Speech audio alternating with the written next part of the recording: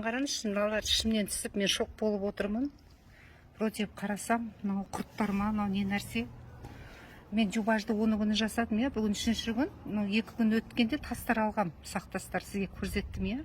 Енді бүгін 3-ші күн тағы қарай салайын десем, мына жерде мен жуып отырмын. Мен жерде тұрам ғой. Мынандай бір бәледер шықты, қараңызшы, мынау шек па, шек сияқты, құрт па, бұл не бәле?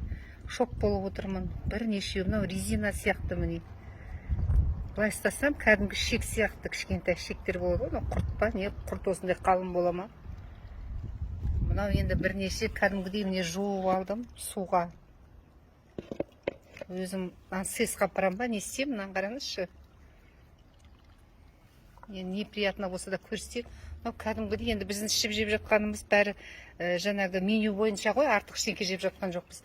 Мынау міне кәдімгідей бір шек сияқты болып тұр, слиз қолға тайып, не сияқты, шек сияқты. Мына жерге жуып отырмын міне.